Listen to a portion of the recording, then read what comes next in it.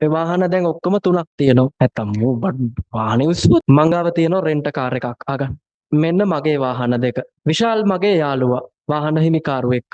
මොන විශාල්ගේ වාහනේ? ඒ වාහන දැන් ඔක්කොම තුනක් තියෙනවා. ඔක්කොම ආයතනයේ තියෙන්නේ. විශාල් එක දීලා තියෙන රෙන්ට් එකට. මෙයාගේ නම මොකද්ද? සුසන්ත.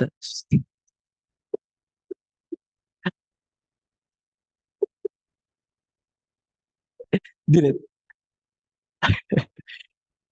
දිනෙත් කියන්නේ කස්ටමර් කෙනෙක්. දිනෙත්ට වාහනයක් නැහැ. දිනෙත්ට මේ පොඩි ටුවර් එකක් යන්න තියෙනවා ලංකාව වටේ. ඔන්න දිනෙත් ඇවිල්ලා වාහනයක් ඉල්ලනවා. ඔළුවේ මවා ගන්න. ඔන්න මං දිනෙත්ට වාහනයක් දෙනවා.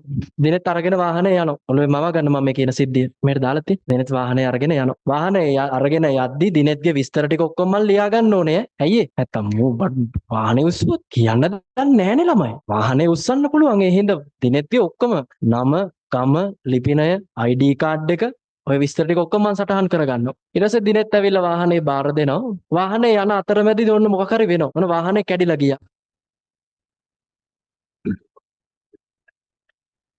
අහගන්න.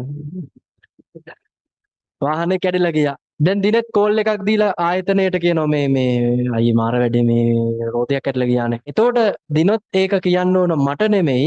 ඔය අන්තිමටම කියනවා සිද්ධිය කාටද කියන්නේ? සේවා සැපයීමේ අංශයට. දිනෙත් එහෙනම් කෝල් එකක් දෙනවා මගේ සේවා සැපයීමේ අංශයට. සේවා සැපයීමේ අංශයට ගිහිල්ලා කියනවා මෙන්න මෙහෙම ප්‍රශ්නයක් වෙලා කියලා. ඊට පස්සේ එයා වාහනේ හදලා ආයෙ දිනෙට්ට දෙනවා. ඊට පස්සේ දිනෙත් ඇවිල්ලා වාහනේ දෙනවා. පැහැදිලිද කතාව? ඔක තමයි සිද්ධිය. භූතාර්ථ කවුද?